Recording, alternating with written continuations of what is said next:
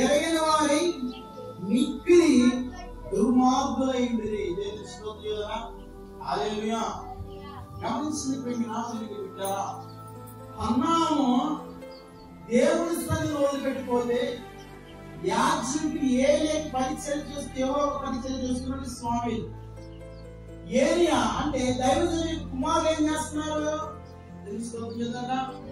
అసలు పాస్టర్ పదవి పొందుకోవాలి కుమారులకే తెలుసుకోవచ్చు కదా. హల్లెలూయా. గమనించాలి ప్రేమికులారా, ఏలి కుమారులు యెహోవాను ఎరగని వారే మిక్కిలి దుష్టులైపోయారు. ఒక దైవజనుడి ఇంట్లో తన కుమారులు ఎదుర్కొన్న యెహోవా దృష్టికి ఎరగని వారైంది మిక్కిలి దుర్మార్గులై జీవిస్తున్నారట. ఒక దైవజనుడు ఒక యాత్రికుడి ఇంట్లో తన కుమారులు ఎలా ఉండాలి, ఎలా బ్రతకాలి, ఎలా జీవించాలి తెలీదా? యెహోవాకి అంటే మిక్కిలి దుర్మార్గులై ఉన్నారంట. దేవుడి దృష్టిలో దుర్మార్గులై ఉన్నారంటే ఎంత పాపం ఏడు మనకు తెలుసు. మనకి 7 కుమారులు ఎలా పెంచాడు, గీత గీస్తా గీతలను నడిచేవాడు. 7 ఎక్కడ తప్ప అతను కూడా యాజకుడే అవునా కదా. ఆడ చెప్పారా ఆయన ఏం తక్కువ ఆస్తి ఉంది, ధనం నష్టం, పేరు అన్నీ ఉండే. ఆ కుమారులు అనుకోవచ్చు కదా, మా నాన్నకి ఏం తక్కువ ఇష్టసాయంగా తీయవచ్చు అనుకున్నారా? లేదు లేదు. ఎలా వచ్చింది? వాళ్ళ తండ్రి ఎల్లనోదేమా ఒక్కొక్కరు ఒక గంట నుంచి ప్రార్థన చేయడం వల్ల తండ్రిని చూసి నడిచారు. ఇక్కడ ఏలియా దైవజనుడైంది ఏలి తెలుసుకుందా. కుమారుడు ఎలా ఉండాలి? అదే మా నాన్న మరణించిన తర్వాత ఈ ఆశ్చర్యం నేనే చేయాలి కదా, ఈ సహాపతి నేనే కదా, తీర్పు తెచ్చారు కదా. మరి అలాంటి పిల్లలే ఏమైపోయారని ప్రేమికులారా, ఎగువ దృష్టికి దుష్టులైపోయారు. ఒక దైవజనుడు ఇంట్లో ఉన్నటువంటి పిల్లలు దేవుని గుర్తారు కదా. ఇంటానికి చాలా అసహ్యకరం. వాళ్ళండి ముక్కు మోదలికలు ఎప్పుడో ఒక దినాన్ని మొక్కుబడి చేసిపోతే ఆ మొక్కుబడి తీరిన తర్వాత దేవుడు ఇచ్చినటువంటి స్వామిని వదిలిపెడితే స్వామిలు ఏం చేస్తున్నారట, ఏలికి యెహోవాకు పరిచర్య చేస్తూ వస్తున్నాడు. ఎవరు చేయాలా తెలుసుకోవచ్చు కదా. ఏలి కూడా అవ్వచ్చు కదా. ఏలి కుమారులు చూసి స్వామిలు కూడా నేర్చుకోవచ్చు కదా. ఎందుకు నేర్చుకోలేదు? అన్న ఏం చెప్పింది? కూర్చున్నా, కొనుక్కున్నా, లేచినా, ప్రాణ వెళ్తున్నా, వాళ్ళు ఇస్తున్న ప్రతి విషయంలో కూడా ప్రార్థన చేస్తుంది కాబట్టి ఆ 3 ఏళ్ళు కూడా తల్లిని చూసి ఆ మందిరం వదిలిపెట్టంగానే అక్కడే మొక్కాడు. మొక్కినటువంటి వ్యక్తి ఏలియా పరిచయం చేస్తూ వస్తున్నాడే. ఏలికి మళ్ళీ ప్రార్థనకి తెలుస్తుంది కదా. చాలా మంది రోజులు కూడా విశ్వాసం కూడా ఎలా ఉన్నారంటే, ఆమె చేస్తుంది కదా, నేను చేస్తే తప్పేది లేదు. ఆమె ప్రార్థన కూడా ఆమె మామూలు వస్తుంది, బాప్తి తీసుకుంటుంది, ఆమె ప్రార్థన చేస్తుంది కదా, దేవుడు ఆమెనే క్షమిస్తే నేను చేయడం కూడా తప్పలేదు. చాలా వాళ్ళు చాలా మంది ఉన్నారు. దేవుడి మన నేను త్వరగా వస్తున్న ఈ ఉద్యోగము వాళ్ళదే. మనం ఏది తిప్పుతామో అదే కోసం తెలుసుకోవచ్చు కదా. ఒకరితో మనకి అనుకున్నాడా లోకమంతా తిరుగుతూ తాగుతూ నీచిగా కట్టబెడితే దేవుడు సహవాసం తెలుగుతున్నాడు. దేవుడు సహవాసం 360 దేవుడితోనే నడిచాడంట.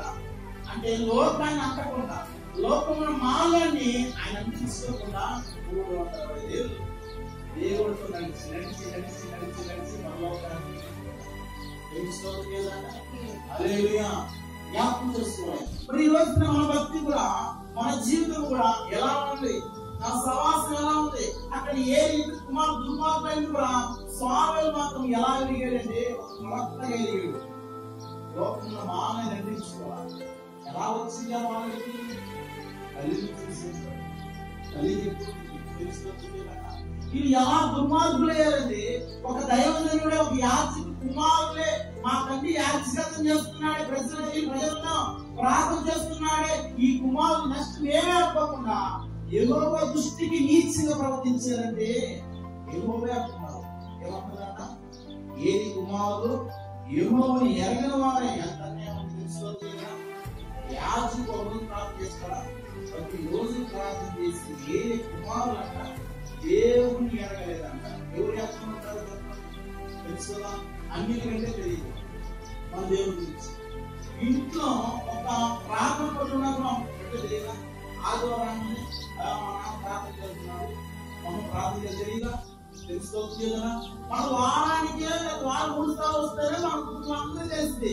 ఇలా బుధవారం శని ఆదివారం చదువుతున్నామమ్మా ప్రార్థనకి వెళ్ళి ప్రార్థనకి తెలిసింది. ఏ రోజు యాచకతో ఆ కుమారులు ఎదురకన్నా దేవుణ్ణి ఎరగలేదంట. తెలుసుకోవచ్చు కదా. అర్థమవుతుందా? యాజకుడు ఒక దైవజనుడైనటువంటి ఇంట్లో కుమారులు దేవుణ్ణి ఎరగకపోవడం ఏంటి? దేవుడు తెలుసుకోకపోవడం ఏంటి? అసలు ఎలా సాధ్యమైంది? యాజకత్వం తీసుకున్నాడు తెలియదంట. అంటే వాళ్ళు ఎంత పాపాన్ని దేవుడు స్వయంగా అంటున్నాడు, మిక్కిలైపోయినారన్న దుర్మార్గులయ్యారు. తండ్రికి ఎలా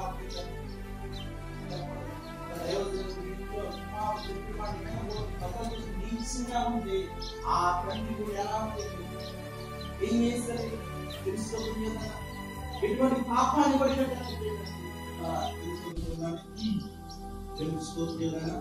జనమేశ్వర యాచకులను చేయించు పని ఏమనగా, ఎవరైనా బలి వస్తువులు వధించిన మీదట మాంసం ఉడుకుచుండగా యాచకుని వారు 3 ముందుగా కుక్కిని తీసుకొని వచ్చి గొలుసులోను గాని కపల్లో గాని గురులో గాని కుండలో గాని అది గుచ్చినప్పుడు ఆ కుక్కి చేత బయటికి వచ్చినంతయు యాజకుడు తన కొడుకును తీసుకొని షిలోములకు వచ్చి ఇశ్రాయేలు అందరినీ మీరు ఇలాగా చేస్తూ వచ్చి అప్పుడు షిలోములో ప్రత్యేకమైన అందరూ వస్తారు. అక్కడికి నామాలు తీసుకో ఉంటారు. తెలుసుకోవచ్చు కదా. ఉడకబెట్టిన తర్వాత దైవజనుడికి ఇవ్వాలి. అప్పుడు ఈ దుర్మార్గులు ఏం చేస్తున్నారంటే ప్రజలు వస్తూ పోతుంటే ఉడికించక ముందే మాకు కావాలంటున్నారు. ఆ మాంసం ఉడికించక ముందే ఆ కుండలో కుంటి ఒకటి గుచ్చితే ఎంత వరకు వచ్చిందో అంతవరకు మాకే కావాలంటారు. ముందు అది ప్రతిష్ట దేవుడికి ఇవ్వాలి. దేవుడికి ఇచ్చిన తర్వాత మిగిలిన యాజకుడు తన కుటుంబాన్ని తీసుకోవాలి. ఈ దుర్మార్గులు ఏం చేశారంటే అది కాదు, దేవుడిని పక్కన పెట్టేసి మేమే దాన్ని సేవించాలి, మేమే తినాలి. ప్రజలను అసహ్యం వేసింది. ఒక యాజకుడి ఇంట్లో ఇంత దుర్మార్గం కొడిగట్టారే. యోగి ఉంది వారు కదా. కానీ ఇద్దరు కుమారులు ఏమంటున్నట్టు లేదు మేమే తీసుకోవాలి, మేమే తినాలి. ఇది కాక వాడు కోవిల దహించుకు యాజకుడు పనివాడు వచ్చి బలి పశువును వధించిన వారితో యాజకుని వర్తించటై మాంసమును ఉడకబెట్టిన మాంసం అతను నీ యొద్ద తీసుకున్నప్పుడు వచ్చి మాంసం కావాలను అని చెప్పినప్పుడు ఆ క్షణమే మీరు కొవ్వును దహించారు. తర్వాత మీ మనస్సు వచ్చినంత వరకు తీసుకున్నప్పుడు ఇక్కడ ఏం జరుగుతుందంటే బలి పశువు వధించిన తర్వాత దేవుడికి ఇవ్వాలి. దేవుడికి అర్పించిన తర్వాత వీళ్ళేం చేస్తున్నారు? కొవ్వును కూడా వదిలిపెట్టట్లా. లేదు ఈ ప్రజలు ఏమంటున్నాయా ఉడికించిన దేవుడికి ఇచ్చిన తర్వాత మిగతా మీదే కదా అంటే లేదు ఆ కొవ్వు కూడా మాకే కావాలి, మేమే తినాలంటారు. అంటే దేవుడికి కావాల్సిన వీళ్ళేమైపోయారు? దేవుడి దృష్టిలో దుర్మార్గులే. దేవుడికి అర్పించాల్సింది వీళ్ళే ముందు తీసుకుంటున్నారు. తెలుసుకోవచ్చు కదా. హల్లెలూయా. మనకు న్యాయంగా డాడీకి వెళ్తాము, టేస్ట్ కూడా కోటికి వెళ్తాం. ఆడేంటికి వెళ్తాము న్యాయం జరగదు. అక్కడ పోయి కూడా న్యాయం జరగకపోతే ఎలా ఉంటుంది? ఒక దైవజనుడి ఇంట్లో కుమారులు ఎలా నీచంగా పడిగడితే ప్రజలు ఎవరు తప్పు చేస్తే గద్దించాల్సిన పోయి యాజకుడు కుమారులు ఏరియా కుమారు గద్దించాల్సిన పోయి బుద్ధి చెప్పాల్సిన పోయి వీళ్ళ నీచంగా శిలోములో నీచంగా ప్రవర్తిస్తున్నారు. ఎవరో కల్పించిన తెలివి బలి పశువు కొవ్వును ఉడికించిన ముందే వాళ్ళని అయ్యా కొవ్వు ఉడికించిన తర్వాత మీకు ఇష్టం వచ్చినట్టు తీసుకుని అంటున్నారు ప్రజలు. లేదు లేదు, ముందు మాకే కావాలి, మేమే తీసుకోవాలని అంటున్నారు. దేవుడు కొంత కావాల్సినటువంటిది వీళ్ళిద్దరూ ఏం చేస్తారంట? నీచంగా ప్రవర్తిస్తున్నారు. జనాన్ని తీసుకొచ్చేసింది. ఏం చేయలేదు. ఒక దైవజనుడి ఇంట్లో కుమారులంతా నీచంగా ఆవిడ కట్టారేంటి? ఎవరో కదా మన బలి అర్పిస్తున్నాం కదా, వీళ్ళు అడ్డు తగ్గుతున్నారేంటి? ఉడికించక ముందు వీళ్ళే కావాలంటున్నారు, ఎక్కబడుతున్నారేంటి? ఇంకెక్కడ మనకు అన్యాయం, ఇంకెక్కడ ప్రజల్లో అసహాయం పుట్టిందంటే ఇద్దరు చూసి తెలుస్తుంది కదా. కరుడు గట్టిపోయి ఉన్నారు ఇద్దరు కుమారులు, అడవిలో పెరిగారు వాళ్ళు. దైవజనుడి ఇంట్లో పిల్లలు ఎలా ఉండాలా? 7 కుటుంబం పిల్లలు ఎలా ఉన్నారా? 7 కూడా గీత గీస్తే గీత దాటలా. 10 ముగ్గురు ఆడపిల్లలు 7 కుమారులు, ఒకరైనా తప్పిపోయినట్టున్నారా? తప్పిపోలా. యెషయా అన్నాడు, యెషయా కూడా 10 మంది సంతానం. 7వ వాడు దావీదు ఎన్నుకున్నాడు. 7 కూడా తప్పిపోయారు. తెలుస్తుంది కదా. వాళ్ళు తప్పిపోయారు. తెలుస్తుందా? సహోదరుల ఐకత్వం కలిగి నివసించడం ఎంత మనోహరమో, వీళ్ళిద్దరిలో కూడా ఒక్కడ కూడా మంచి ఆలోచన లేదు, ఒక్కడ కూడా దేవుని భయం లేదు. ఒక దైవజనుడి ఇంట్లో ఉండి కంటి దైవజనుడి ఇంటి కూడా యాజకుడి ఇంట్లో కూడా దేవుని ఎరగలేదంట. ఎంత నీచమైనది తెలుసుకోవచ్చు కదా. అర్థమవుతుందా?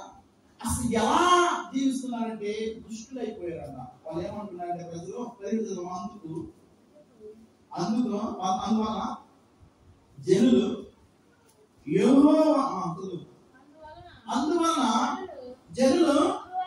యెహోవాకు నైవేద్యము చేయటకు అసహాయపడుటకు ఆ యెహోవాను కారణమైరి కనుక వారి పాపము యెహోవా సన్నిధి గొప్పదాయను. తెలుస్తుంది కదా.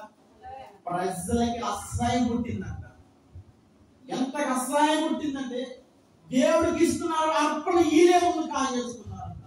ఒక దైవజనుడి ఇంట్లో ఉన్నటువంటి ఈ పిల్లలు దుర్మార్గులేరంటే, ఇదిగో ఆ శిలోములో ఉన్నటువంటి ప్రజలు వస్తుపోతున్న ప్రజలను ఈ యవనస్తుల వల్ల అసహాయం పుట్టిందంట, శ్రమ పుట్టిందంట, అంత దౌర్జన్యంగా చేస్తున్నారంట. అప్పుడు దేవుడు ఏమంటా, ఇలా దృష్టి యెహోవా దేవుడైనాక గొప్పదాయిందంట. తెలుసుకోవద్దు కదా. ఏం గొప్పదాయిందమ్మా? యెహోవా గొప్పదాయింది. ఇప్పుడు ధనవంతుడు లాజరు